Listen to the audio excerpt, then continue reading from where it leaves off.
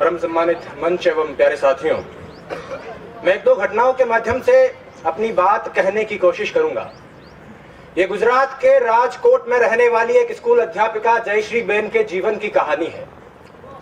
दुनिया की हर माँ की तरह उस माँ ने भी बहुत से सपने देखे, अपने इकलौते बेटे को खूब पढ़ाया लिखाया, अच्छी तालीम दिलाई। बेटा भी सफल हुआ, प्रोफेसर बन गया, डॉक्टर बहू से शादी हो गई, घर में पैसों की कोई कमी नहीं रही, जीवन में सब कुछ ठीक ही चल रहा था।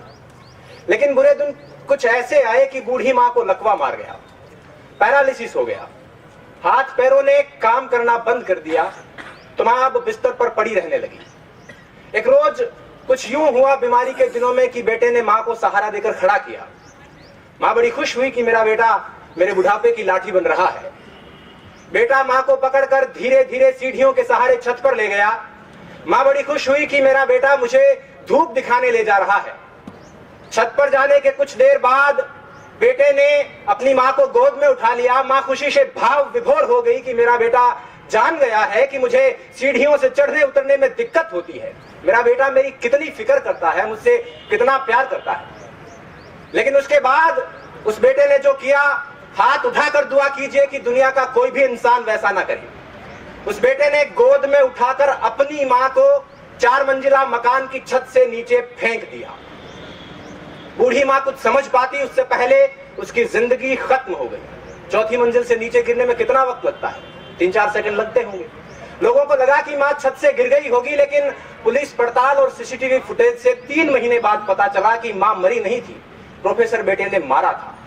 और पुलिस पूछताछ में प्रोफेसर साहब ने कहा कि मैं माँ की बीमारी से तंग आ गया था और इस आफत से पीछा छुड़ाना चाहता था। इल्म की तासीर जब गुरूर में बदली, बुनियाद रिश्तों की महज दस्तूर में बदली और बुजुर्गों को फकत आफत समझ बैठी औलाद आदम की बड़े बेनूर में बदली।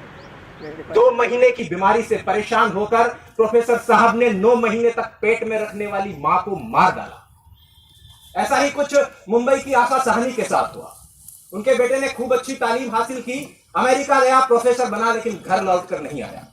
पीछे बूढ़ी मां इंतजार करते करते एक रोज बिस्तर पर सोते सोते ही मर गई और उसका जिस्म उसी बिस्तर पर पड़ा पड़ा कंकाल में बदलता रहा। बेटे ने 1.5 साल तक कोई खबर नहीं ली और बाद में जब घर लौटकर देखा तो उस बिस्तर पर उन दोनों के रिश्तों की तरह खोखला हड्डियों का ढांचा पड़ा था। ऐसा ही कुछ सूरत की चंपाबेन के साथ हुआ, ऐसा ही कुछ इलाहाबाद के कमलेंद्र श्रीवास्तव के साथ हुआ, ऐसा ही कुछ इसी शहर के ब्रह्मपुरी में रहने वाले एक बुजुर्ग के साथ हुआ। एक आध घटना हुई होती तो कहा जा सकता था कि उस मनुष्य की मनोवृत्ति में कुछ फर्क रहा होगा, कुछ विकार रहा होगा, लेकिन ऐसी घटनाएं बहुत सामान्य हो चली है। अखबारों में रोज यही खबर है और इन घटनाओं में एक दुखद समानता यह है कि ये उन घरों में घटित हो रही है जिनमें बच्चों ने बहुत अच्छी तालीम हासिल की है।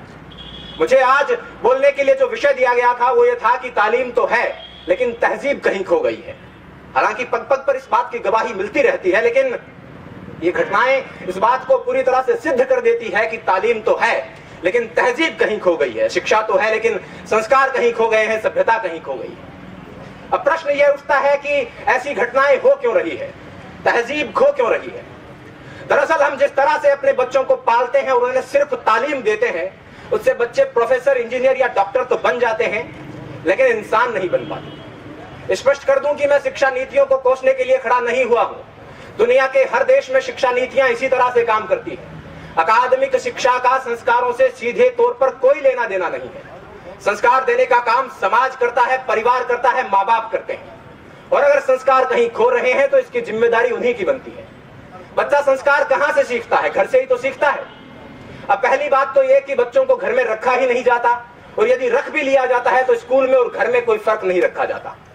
हम सब जानते हैं कि संस्कार सिखाने की उम्र में माँ बाप बच्चों को रट्टा मारना सिखा रहे होते हैं। एक रोबोट की तरह, एक मशीन की तरह बच्चों को प्रोग्राम कर रहे होते हैं और 20-25 साल बाद उस मशीन में रिश्ते, संवेदना, प्यार, सम्मान और संस्कार खोजने लगते हैं और जब नहीं मिलते हैं तो परेशान होते हैं। तारे जमीन पर फिल्म का वो दृश्य याद कीजिए। माँ बाप बच्चे को बोर्डिंग स्कूल में छोड़कर रवाना हो रहे हैं। बच्चा पल्लू पकड़कर रोता है कि भीड़ में यूं ना छोड़ो मुझे, घर लौट कर भी आना पाऊं माँ, क्या इतना बुरा हूं मैं माँ, क्या इतना बुरा मेरी माँ। माँ बाप फिर भी निष्ठुर होकर चल देते हैं और जब बाद में बच्चा संवेदनहीन होने लगता है तो बहुत परेशान होते हैं। मैं ऐसे अनेक युवकों को जानता हूं जिनको उनके माँ बाप ने 7-8 साल की उम्र में घर से दूर अच्छी तालीम हासिल करने के लिए भेज दिया था। हालांकि इस बात में कोई दो राय नहीं कि वो अच्छा भविष्य बना लेंगे, अच्छा करियर बना लेंगे, लेकिन एक चीज जो मैं कई बार महसूस करता हूं वो ये है कि उनका अपने माँ बाप के साथ रिश्ता उतना मजबूत नहीं हो पाया है जितना सामान्यतः होना चाहिए। और यदि उनमें से कोई 20-25 साल बाद अपने माँ बाप को घर से निकाल देता है या वृद्धाश्रम में छोड़कर आ जाता है तो मुझे इस बात से कोई अचरज नहीं होगा। करता था सो क्यों किया, अब कर क्यों पछताए। बोया पेड़ बबूल का तो आम कहां से खाए। पहले जब प्यार बोया ही नहीं है, सम्मान बोया ही नहीं है, संस्कार बोया ही नहीं है तो उसके मिलने की उम्मीद क्यों करें। खैर मैंने काफी समय ले लिया है। अंत में चलते चलते बस इतना कहना चाहूंगा कि जयश्री बहन तो छत से फेंके जाने के बाद नीचे गिरते वक्त कुछ सोच पाई थी या नहीं सोच पाई थी मुझे नहीं मालूम, लेकिन अगर आपके साथ ऐसा हुआ, भगवान ना करे ऐसा हुआ, तो आप ये जरूर सोचेंगे कि तालीम के साथ तहजीब भी दे दी होती तो इस तरह नहीं बढ़ना पड़ता। और अगर आप इस पश्चाताप के साथ नहीं मरना चाहते हैं तो अपने आने वाली नस्लों को, अपनी पीढ़ियों को, अपनी औलादों को मशीन बनाने के बजाय मनुष्य बनाने की शुरुआत कर दीजिए। इन्हीं शब्दों के साथ मैं अपनी बात कर रहा हूं।